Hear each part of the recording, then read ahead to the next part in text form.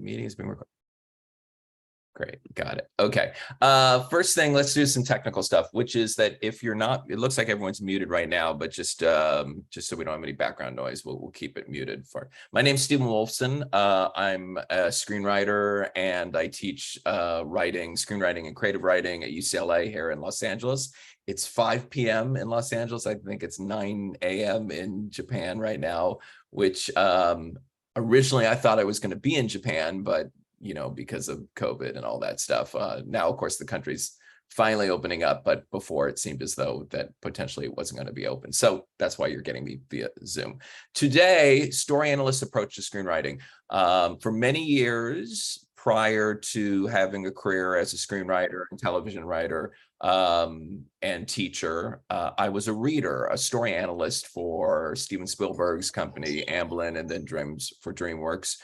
Read for a lot of other people as well. So my approach to teaching screenwriting is one that is bifurcated. It's this idea of like, okay, what is the experience of the reader and the executive that's looking at your screenplay, that's deciding whether they're going to make it into a movie and how they're going to make it into a movie. And then, of course, what's your experience as a writer, and what can you learn from the experience of the executive that will benefit you as a screenwriter. So that's it. So we've got a lot to cover in a short amount of time. I'm going to talk very quickly. There is a handout in the chat. I'll have Sue pop it in again, but it's in there now if you want to download it. It's just a little checklist that I use in my classes at UCLA to sort of see, like, are you ready to send your script out? If you answer yes to all the questions on the checklist, you're ready, but there's a lot of very detailed questions. There's also my email address. So if I don't have time for questions today, if you want to shoot me an email and just say, hey, I had a question, a follow-up question to something that you mentioned in your lecture, just shoot it to me. Give me a couple days, but usually I'll be able to get back to people fairly quickly. So the first thing I want to talk about is the process that all of you as screenwriters will go through at one point or another. You might have already gone through it, or if not, you will go through it, which is your script going out into the world. And that means going to an agent, a manager, a studio, a production company, an independent producer, whoever it may be. What is that process? I'm going to talk very quickly about that. And then I want to talk about what is the story analyst, that's just a fancy term for reader, script reader. What are they looking for? What are the things what are the strengths that we're looking for in any screenplay? And then finally, hopefully we'll have time, I want to talk about what are the pitfalls that we fall into as screenwriters, things which, having read hundreds of screenplays, what are the problems that ultimately development has to deal with, that, if they decide to buy your script or make your script into a movie, what are some of the things that ultimately may be dealt with in the process of developing your script for production? So we'll get to that. Hopefully we'll get to that. We got a lot to talk about. I've got a lot to talk about. So what's going to happen at some point or another, if it's not already happened already, is your script's going to be done. It's going to be what we call a showable draft. That doesn't mean it's perfect. It just means that it's that it's ready to be shown to the world. I mean, if you're waiting for perfection, you'll never send your script out. But if it's 90% there, it's ready to go out into the world. It's ready to be seen by a producer or an agent or whoever it is that you think may be beneficial to getting your movie made. And that's, something, having taught screenwriting and creative writing, the fundamental difference in screenwriting is it's not the final form. The final form is the film. The script is a roadmap to get the movie made, and hopefully the movie mirrors as much as possible. He just joined the gym, can't see old messages. Would someone mind dropping checklist? Okay, all right, cool. Yeah. So we'll drop it in again, Liam. Yeah, absolutely. At the end of class, I'll drop it. We'll drop it in again just to make sure everyone has it. You don't need it right now for the lecture, but yeah, Sue will drop it in again. Thanks, Liam. Oh, there it is. So your script goes out to a producer, to a studio, to an agent, to a manager, and they're not going to read it first. The first person that reads at every company, don't let anyone tell you otherwise, at every company, the smallest independent production companies, the largest studios, is what we call a reader, a story analyst. And the misconception is that this is some lackey that reads scripts for them. That's not. It's usually someone who's very well educated, has read lots of scripts, is very good at writing notes on scripts. So you've got someone that's a smart cookie who's reading your script for the first time. But here's the thing. They're reading a lot of other scripts simultaneously. So when I read for Steven Spielberg, I would go into the office and suddenly get a stack of scripts from agents or from directors or producers or whoever it might be from. And I'm now responsible for reading all those scripts and writing what's called coverage. And the coverage is got what we call a log line, which is every script. In fact, everything that gets submitted to a studio, including manuscripts for novels, gets reduced down to one line. And we'll talk about that, how important that is for you to recognize in your own screenplay, what is your log line? What is your premise? In 1 to 3 sentences, possibly in one sentence, how do you articulate what your script is about? This is a great exercise. I do it all the time at UCLA. And I have my students put on an index card. You should do this as well. Put on an index card in one sentence. What are you writing? What is this about? And we'll talk about this more in a second. So in coverage, the reader writes the log line. They write their basic comments on if either they pass on the script, meaning they don't think it's right for the studio or for this director or for this agent or whoever it may be, or they consider it, or they consider with reservations, meaning it's not 100% there, but I think it's worth reading. The goal of the coverage is for the executive to decide, is this worth my time to read this script? And because they can't read every script. And so that's the job of the reader, of the story analyst, to read every script and to be the gatekeeper of deciding, is this ultimately going to get read by the studio executive or the producer or the director or whoever it may be. So that's the process. That's in a nutshell, from your script going out to getting read, to getting coverage, to that coverage deciding whether the executive is going to read your script or not. I mean, obviously, it's putting a lot of power in my hands as a story analyst. I mean, this is the amazing thing, which is that, like, the people that really have a lot of power in Hollywood or wherever they may make movies. I mean, this is probably, it might be a similar experience in Japan, I don't know, but definitely in the United States, whether it's independent production or studio production, there is someone who's deciding whether this script is going to move up the ladder or not. So then we have to talk about, okay, what is that story analyst looking for? What is the process of writing our screenplays that we can better the odds that we will get a consider, or even a consider with reservations? Because, you know, I read hundreds of scripts and the majority didn't get that. They got passed on, you know, even scripts coming from big talent agencies or big writing managers or agents.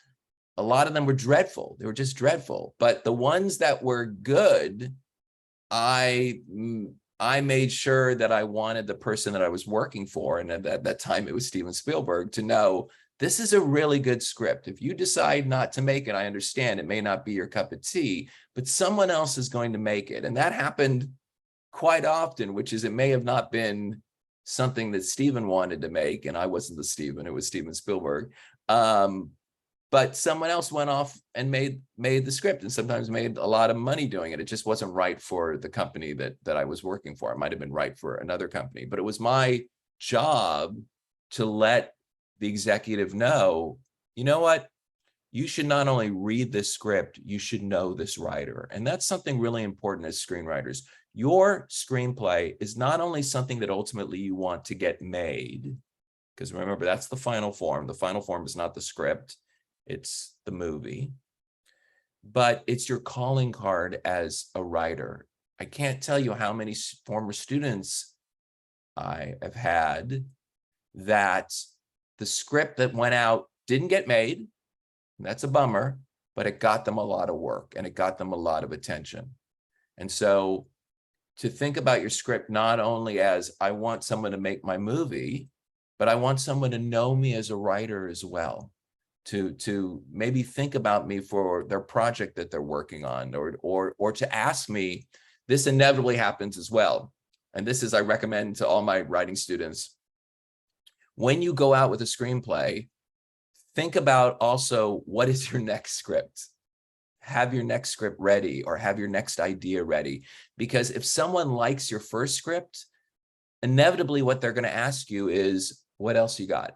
Like, what else are you working on? Like, what are other ideas that you have? And maybe that first script wasn't something that works for their company, but that second idea or that second script fits perfectly into their wheelhouse. Okay, so that's just a little recommendation, one screenwriter to another screenwriter, one former story analyst to a class of screenwriters, which is try to get your next script ready, or try to have your next idea or a few ideas ready. Now, the main thing we're going to talk about today is, what is the reader looking for? Where are the areas in our screenplays that we should be focused in terms of the strongest elements, the things we really should be focused on when we're creating this script and before we send it out into the world. Okay, number one, and I like to think about this as a cosmology. This is what I teach to my students. When you create any piece of writing, especially a screenplay, you're creating a universe. And even if there's ultimately going to be a prequel or a sequel, it doesn't matter. It needs to be a self-contained universe. I need to be able to read your script and understand why we should make this movie, even if it's part of more movies to come. That's irrelevant. I always say I love Godfather, and if you haven't watched Godfather in a long time, there's so much to learn as a writer from watching Godfather. So watch it again if you've never watched it. My God, you got to watch Godfather. But Godfather isn't less to me because Godfather 2, if that didn't exist. Godfather 3, that's a different story. But Godfather 2 is wonderful. In fact, for some people, they like it even more than Godfather 1. But it didn't have to exist for me to appreciate what's so wonderful in the writing and acting and directing of Godfather 1. So think about anything that you write, especially a screenplay, as a self-contained universe. And the thing that gives birth to that universe is what I was talking about earlier, your log line, your premise. And there are some things in the very premise that you choose to develop into a screenplay that you can do from the start to better your odds of allowing the script to move past the reader. Okay, so what is the reader looking for in terms of the very premise of a script? Well, a couple things. First thing is, you don't need to reinvent the wheel. Some of the best scripts I read when I worked for Steven Spielberg, if I told you the premise, you'd say, okay, I think we've made that, but you've never made it this way. We've never approached the premise with this element to it. So you can take something, whether it's something that's based upon Shakespeare, whether it's based on the Greeks, whatever it may be, and you can put your own spin on it. That's one element of premise creation, which is you've taken something, they say that every story has been written, but it hasn't been written your way. It hasn't taken your approach to the premise. There are some premises that I read that I have never seen before. It's a totally unique premise, and that's great, but that's not every premise. And there are lots of wonderful screenplays that are not that. So you got sort of like two options here. Either you're taking a premise that has existed and you're putting your spin on it, or you're creating a premise that probably no one has thought about before, or at least very few people have sat down to write out this idea. So that's the first thing. What is it that is unique about your premise, whether it's a take on something that already existed or a wholly unique take on something that hasn't existed. That's the first thing. The second thing, which is maybe even more important than the first thing, is you need to make sure that your premise possesses what we call inherent conflict. Okay, let me say that again. Your premise, your log line, that thing you're going to put on an index card when we finish today, and you're going to stick up wherever you write to remind you this is what I'm writing. Inherent conflict. That in the very premise alone, if I tell you that a shark is munching people off a New England island, you know there's conflict. You know there's conflict. So, and conflict, remember, is just a fancy word for problem. We should really, in fact, use the word problem. Is there a problem facing your characters? That's the conflict. Now, the conflict doesn't need to be fancy. It doesn't need to be complex. In fact, I had a great writing teacher many years ago that says, you know what you should strive for? Simple stories, complex emotions. And I love that. Simple stories, complex emotions. That's what you should be going for especially as a screenwriter. But make sure that whatever premise you decide to develop into a screenplay possesses inherent conflict. Now, what I remind my students of is this is all contingent on who your characters are. So that's the bright, hot sun at the center of this universe, this cosmology, which is your characters. So you've come up with a premise, and your premise is only going to work based upon who your characters are. And that is something I cannot stress enough that is missing in so many screenplays that I read as a story analyst, which is interesting characters. We don't want our characters to simply be puppets that we move along to facilitate plot. In fact, I make the argument when I teach at UCLA, which is your story only exists because of who your characters are. I'll say that again. Your story only exists because of who your characters are. So, for example, I say at UCLA, can we have a premise about someone losing their bicycle? Can we make a movie out of that? Yes, there's two wonderful movies based upon that. There's Bicycle Thief, or Bicycle Thieves, however you want to translate it from the Italian, which is, if you've never seen Bicycle Thief, you gotta watch that. I think it's on Netflix, or it's somewhere out. It's probably on YouTube. The great neo-realist post-war Italian film about what? The problem, the conflict is I get my bike stolen, and a bike is my ability to do my job, and to do my job is to make money, and to make money is to feed my family. That premise only works because of who the character is and the world that they live in, which is post-war Italy. The other great film that has a stolen bicycle is Pee-wee's Big Adventure. And if you've never seen Pee-wee's Big Adventure, you're missing out on one of the great joys in cinema. Wait, I'm gonna pause. Walt, can you mute yourself for a second? So in Pee-wee, we recognize from the get-go of the story that there is no object of greater significance to Pee-wee Herman than his bicycle. Sue, can you mute Walt for a second, just so we don't get any background noise? Or Walt, oh, okay, Walt's muted, great. So those premises only work because of who the characters are. And they work fabulously because we understand that in Bicycle Thief, the bicycle is life, the ability to work, to make money, to feed your family in post-war Italy. And for Pee-wee, there's his child, basically, the bicycle. I mean, it means that much. He will go literally to the basement of the Alamo, which I'm not giving anything away, doesn't exist, to get his bicycle back.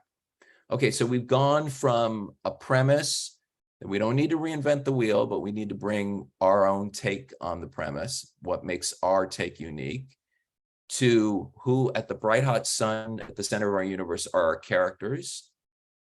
And we've made sure that we've figured out the relationship between the premise and who the characters are. The premise only works because of who the characters are.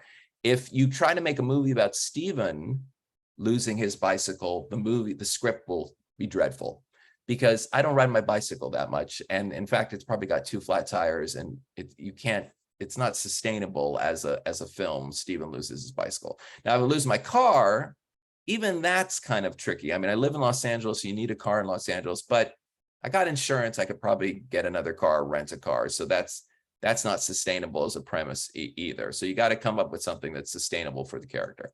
So we've gone from premise to three-dimensional characters, to what? To super want. Let me put this in the chat. Super want. We used to call this super objective in the theater. Stanislavski. If you've never read An Actor Prepares, great book, An Actor Prepares by Stanislavski. If you just like cross out actor and you put in writer, there's so much to learn. Stanislavski talks about super objective. Like if you're playing Hamlet, there's something you want more than anything else, which is vengeance for your father's death. When you're writing your script, think about this. Put this on an index card. What is the super want of your main character or your main characters? What do they want more than anything else? That's going to drive a majority of your script.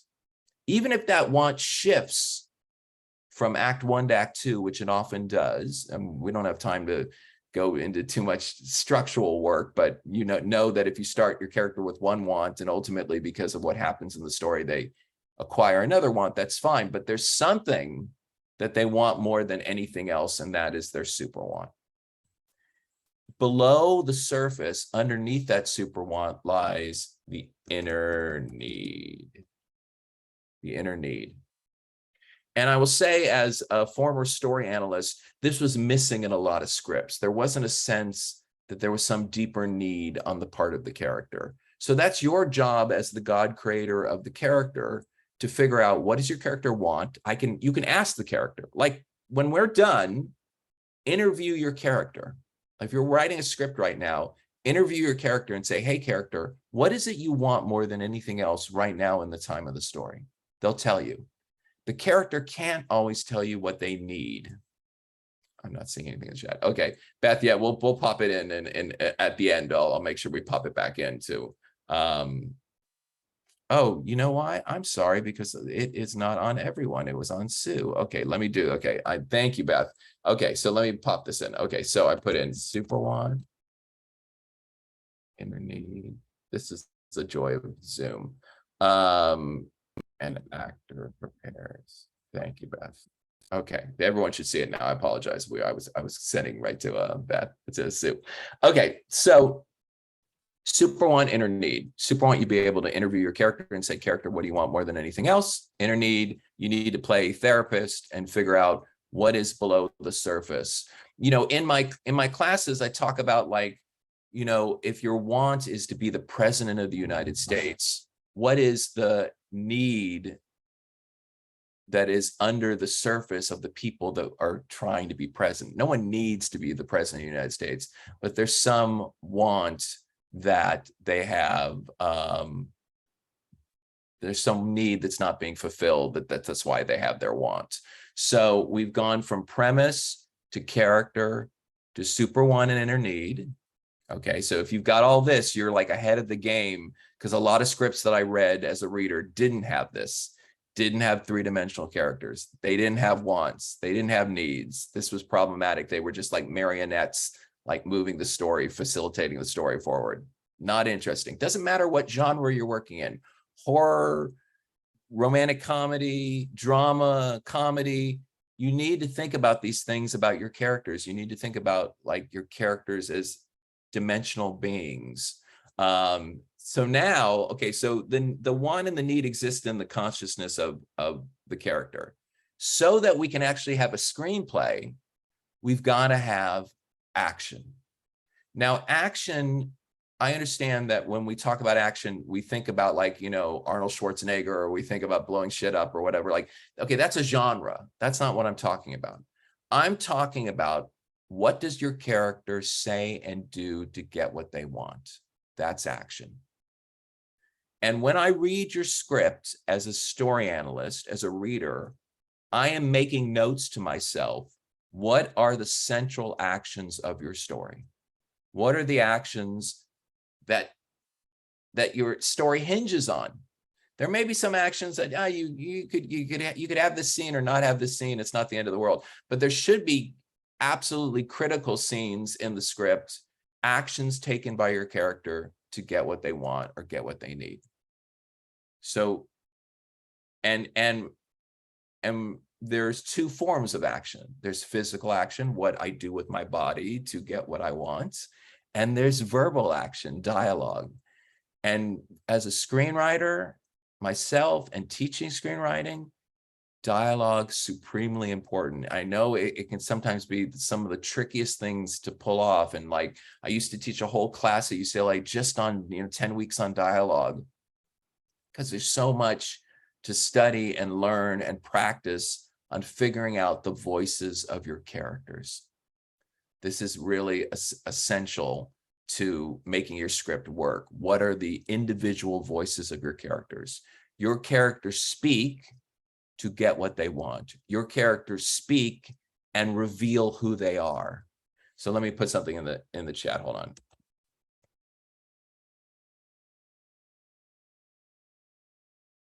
Action equals character. I had a professor many moons ago when I was a graduate student that said, look, you want to understand why action equals character? Let's make it simple. If you lie, you're a liar. It's as simple as that. If you lie, you're a liar. It doesn't matter what you call yourself. It doesn't matter how you see yourself. It doesn't matter what you say about yourself. The act of lying renders you so, like you do. So whatever you do, the actions, a character, David Mamet, the playwright, screenwriter, television writer, he wrote a whole book on this, which is to say that, Mamet took it one step further and said, like, there's no such thing as character. There's just a collection of actions. There's no Hamlet. There's just a series of actions that we call Hamlet. Now, I don't go as far as that. There is a Hamlet, of course. I can read the play. I can see the play and know there's a Hamlet. But I understand what Mamet's talking about. And I understand it in the context of screenwriting, which is the way in which I know who your character is through their actions. Why I say this is because weak screenwriting, the thing that drives story analysts crazy, is things like Stephen, a bad dude or a very bad man or whatever. I know that's the bad example, but in the scene direction, telling me what you want me to think about your character. Don't do that. That's weak writing. Don't do that. If you want me to think of Stephen as a bad dude, have me do bad shit. And then, I apologize for cursing,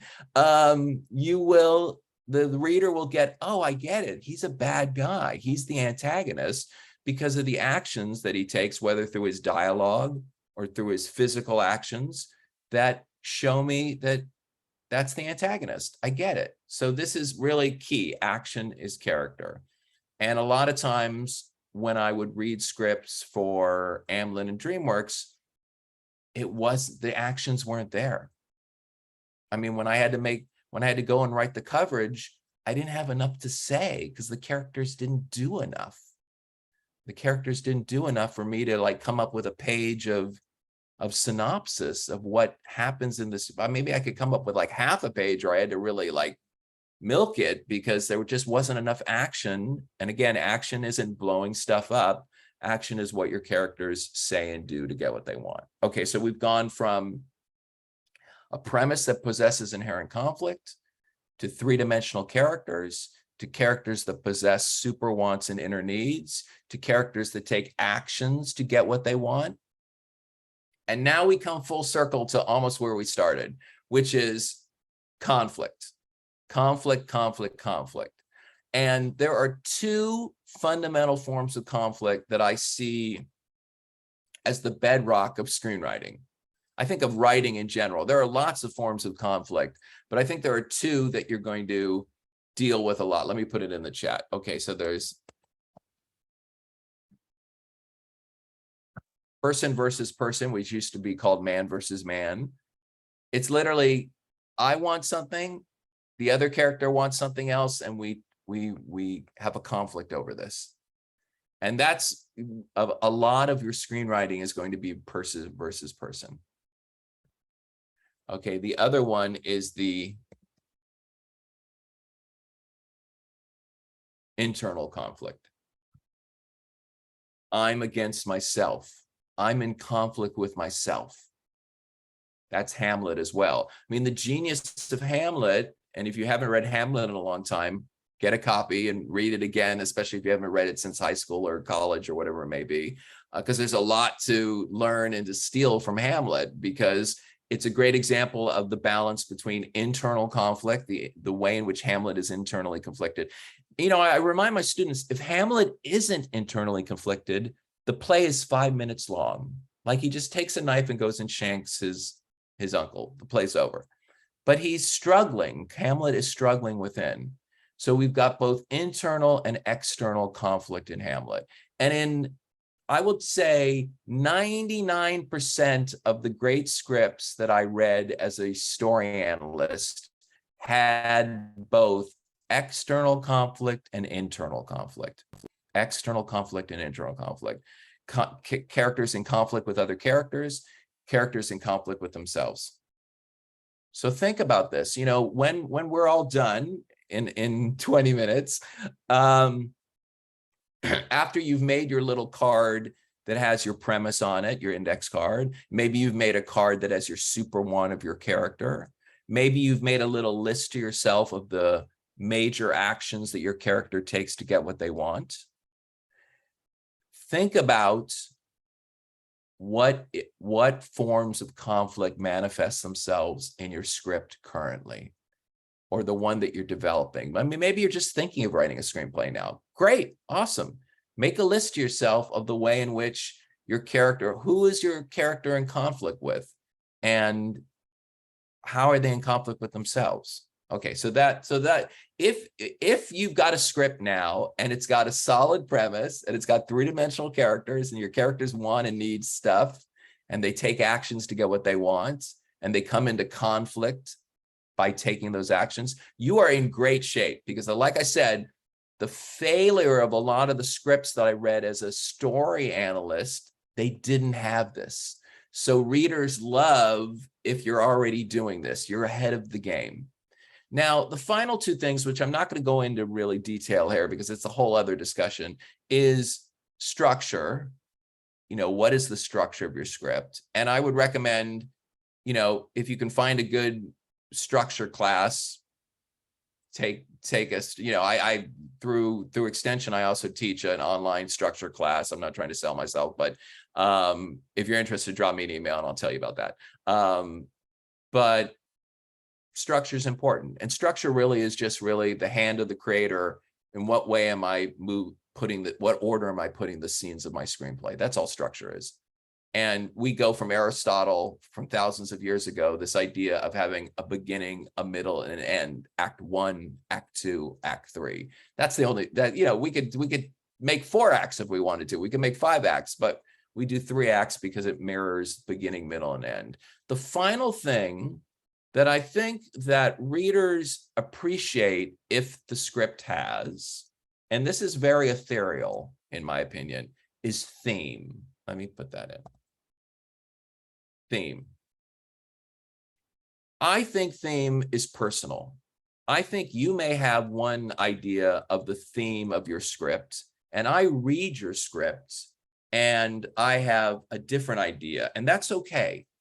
But at least if there's some deeper meaning to what's going on in your script, that will create theme. You know, there's a great quote from T.S. Eliot about poetry. And, you know, the great Eliot writing The Wasteland, you know, for Eliot to say, the wonderful thing about poetry, and I think this is similar to screenwriting, the wonderful thing about poetry is you can read the poem and the meaning you get from the poem is not only different than what Eliot thought the meaning was, it may even be better.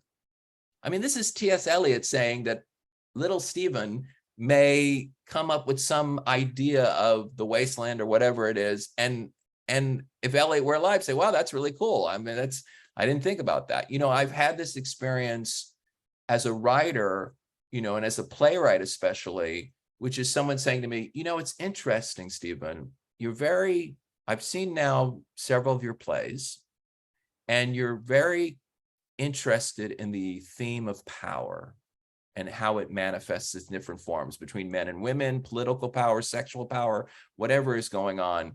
And I thought, wow, I hadn't thought about that.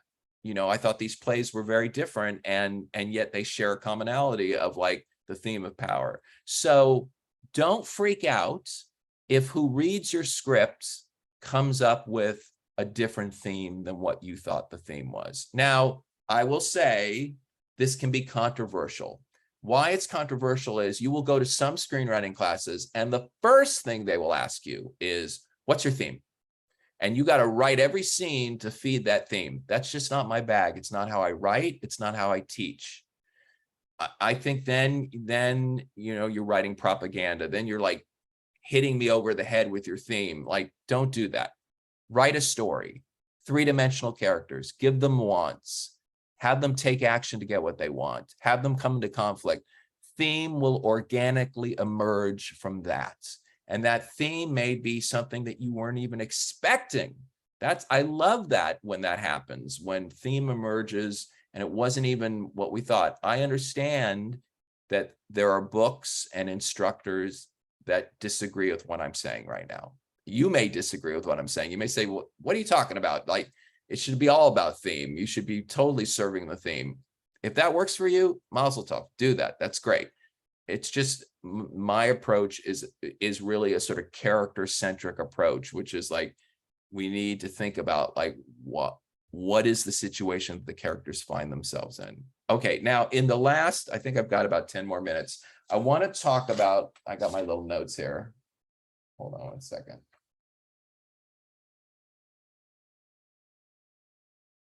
Okay, I'm going to talk real fast because I only got 10 minutes.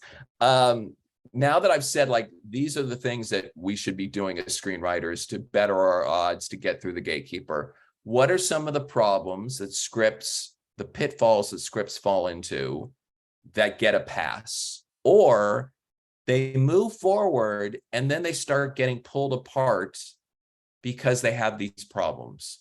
All right, so problem number one, the premise itself doesn't possess enough conflict. So that's what I said earlier. Make sure your premise possesses inherent conflict. Someone reads your script and they're like, writing's really nice. This is a very talented writer, but this premise, maybe, or it just doesn't fit for a screenplay. Maybe it should be a novella or short story.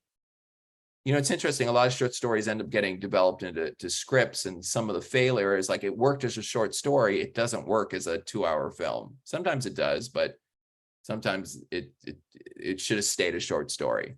You know, I have a friend who's a movie producer, and the first thing he asks every screenwriter who comes into his office is, why is this a film?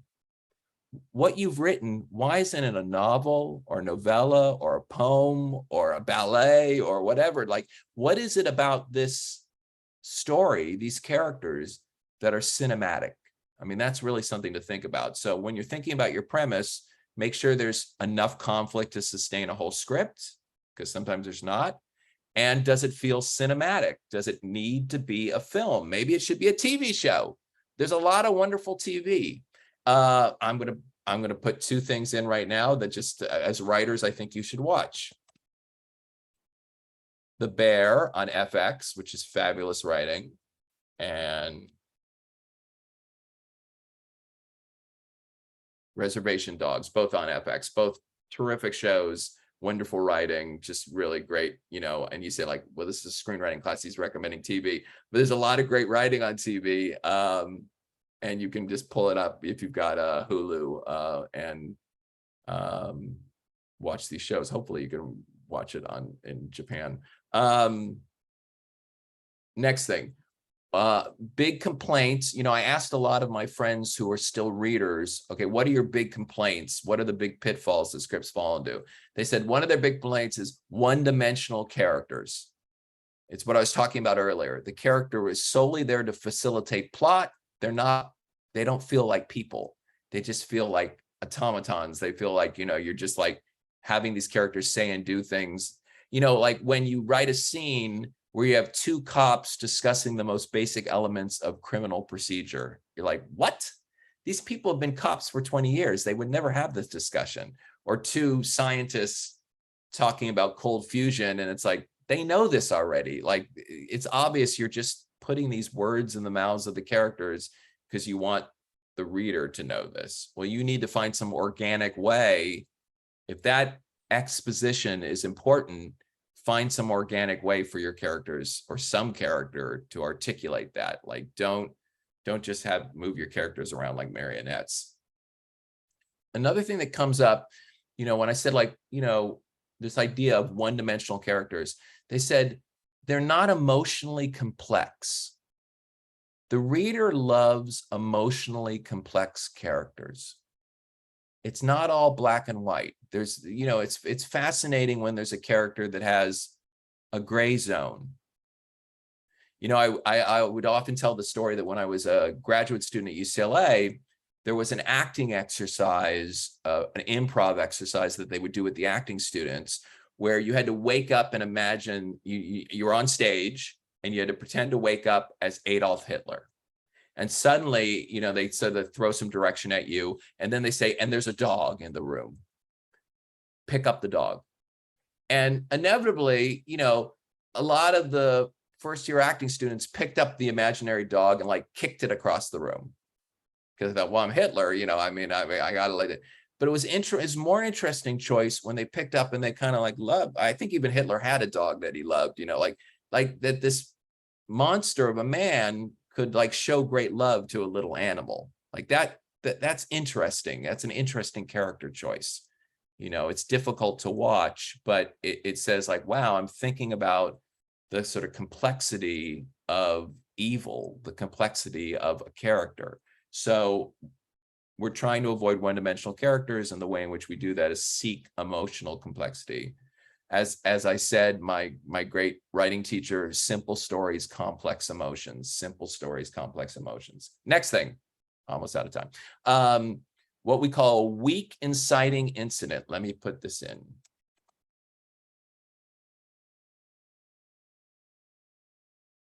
Now, what I teach and what a lot of the literature says, an inciting incident, every script has an inciting incident. It's in the first act. Some books will tell you it's on a certain page. That's a bunch of bullshit.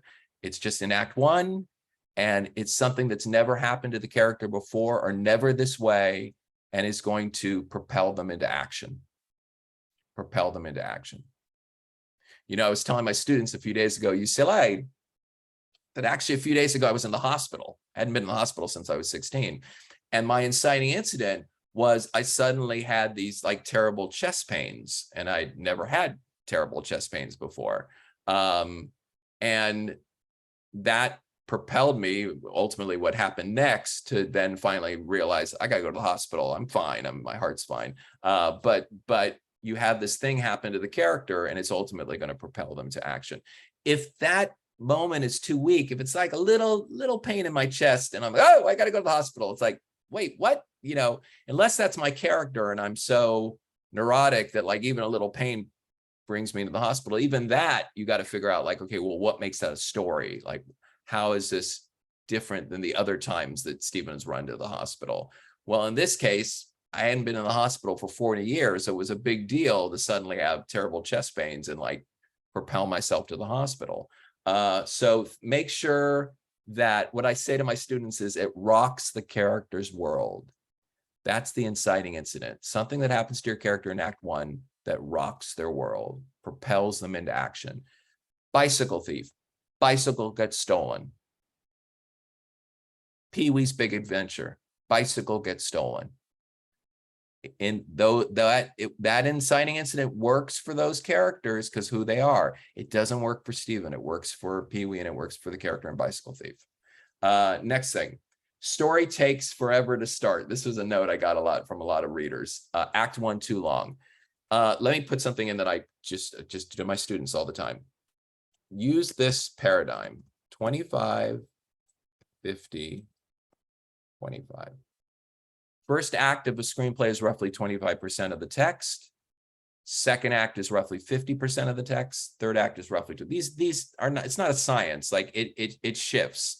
Usually act one is a little bigger, sometimes about 30% of the text. But if your act two is much smaller than 50% of the text, that's problematic because that means you don't really have a story. Now, if your act one goes on too long, if your act one is suddenly like 40% of the text, then the reader's going to be like, when is this story going to start? So this was a big complaint that a lot of my reader friends said, like, it just takes forever to get the story started. Some stories have a slow build. That's fine. There's nothing wrong with that. But if the slow build is so long and so unengaging that I finally just put down the script, now the reader can't put down the script. They've got to read your whole script, but they're going to get pissed off if it's taking forever to get the story started. And then that negative frame of mind is going to be there when they're writing the coverage that ultimately is going to go to the executive or the director or the producer or whoever it may be, or the agent. Next thing, not enough conflict in Act 2. This is the thing about the 25-50-25. If your Act 2 is considerably less than 50% of the text, it probably means you don't have enough conflict in Act 2. Act 2 is let me put this in, world of conflict. The world of conflict and chaos. That's Act 2 of any script. Escalating conflict, escalating stakes.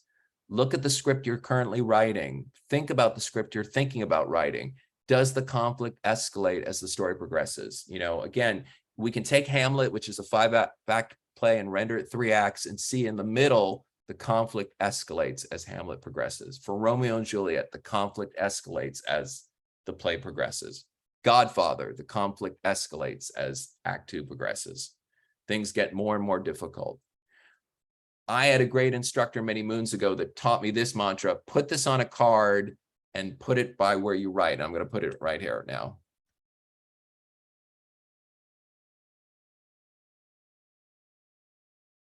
Pardon, my typing is dreadful. Never make it easy on your characters. Write that down, commit it, make it your life. If you take nothing else away, we got a few minutes left, take away that. Never make it easy on my characters. Act 2 has to be, I make it harder and harder for my character to get what he or she wants. That's screenwriting. That's storytelling. Whatever form you ultimately want to work in as a writer, you know, you need to make it harder and harder on your characters. Next thing, almost done. Protagonist is too passive. Remember I said earlier, like, make a list of all the actions your character takes to get what they want. If that list has got like 3 things on it, that's problematic. We got to make sure we got lots of things on that list. My character takes many actions, unless one of the things that your character suffers from is passivity. And then they often suffer because of that. There's a conflict because of their passivity. But the majority of the majority of characters that you write will take action, he or she, to get what they want. They may take a lot of bad action. They may take a lot of actions that ultimately run them into a wall, but they take some sort of action to get what they want. And they are constantly taking new actions or greater and greater actions because the initial actions don't work, and they've got to take bigger and bigger actions to try and get what they want. And they may get what they want. They may not get what they want. They may suffer a sacrifice in getting what they want. You know, there's vengeance for Hamlet, but ultimately Hamlet's dead at the end. A lot of people are dead at the end of the play. It's a tragedy. So in tragedy, sometimes you may get what you want, but you may suffer because of that, trying to get that one. All right, I got 2 minutes. Non-existent climax. This was a note that I got from a lot of my reader friends. They read scripts, they got to Act 3, and it wasn't even 25%. It was like 5% of the text. And there was no climax there. Climax, let me put this in.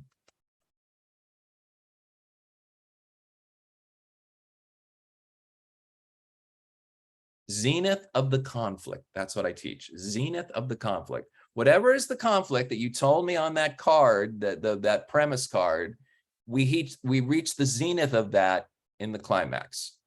Like this. The forces that have been working against my character getting what they want now, it's the biggest, you know, the biggest struggle happens at the climax emotionally.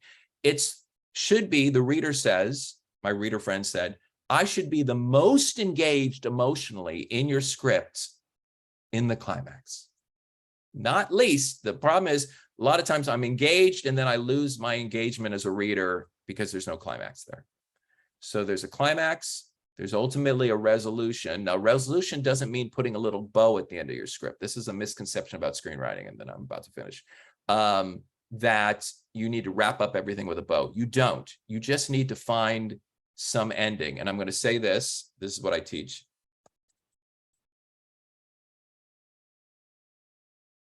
The greatest ending is a hint of the world to come. Watch the end of Godfather. Watch the end of Hamlet. Hint of the world to come. There's not a bow. There's just, oh, we're out of time. Okay. All right. No, wait, no. No, she's okay. Okay. Well, all right. All right. I guess I'm getting the signal. I'm out of time. Sue, if you can put the document in the chat. Sorry, Stephen, we just wanted to tell you that the next presenter is canceling. So you have more time if you want it. Oh, okay. All right. Sorry, I didn't realize I was on mute. No, that's okay. I was just sitting there. All right, I'll stay around a few more. All right, I got a few more. Give me a few more minutes, then I'll go. All right, so there, good. Okay. All right, yeah. Okay, then I gotta go. So this idea of ending, hint of the world to come, which is that you don't need to wrap everything up with a bow. You just need to give me some sense of, like, if your character doesn't die at the end, even though Hamlet dies, Fortinbras shows up, and there's a lot of interpretation of what the ending of Hamlet. There's a lot of debate about what that ending represents, but it's a hint of the world to come.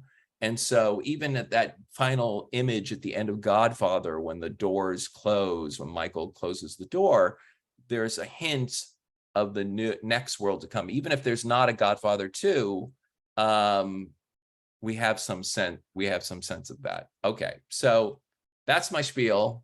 That's all I got prepared for today. Hopefully it all made sense. If you've got, and actually, let me stay around for a couple minutes. If you have any questions, pop it into the chat and I'll see if I can answer it. I got a few more minutes and then I got to take off. Anyone have any questions? Sue put the document. Yeah, and that document, that checklist is good for making sure that your script is ready to go out into the world. No questions. It's all making sense. Okay. Does all the advice apply to TV screenwriting? Oh, great. Great. Yeah, there's some questions. Okay, so let me go through this. All right. Does all this advice apply to TV screenwriting? Yes. I teach both film writing and television writing. The television writing, here's the biggest difference between screenwriting and television writing, if anyone care. Hopefully people care, because I think if you're a screenwriter, you should think about television too. The biggest mistake that screenwriters make in television is trying to wrap things up too quickly. I learned this when I made the move from screenwriting to television writing, which is slow down. Slow down. Often the pilot represents what would be the equivalent of Act 1 in a screenplay. That's all the terrain it covers. It just sort of sets things up. And so just take a breath and slow down and think about the story in a much larger form. You've got a lot more room to play in a season of television, and typically now 10 episodes. So my biggest advice for the screenwriter that becomes a television writer is what you do in the pilot would be almost the equivalent of what you do in an Act 1 of a screenplay. All right, let me see please share the info for your online class. Okay. Let me go to, let me put this in. UCLA.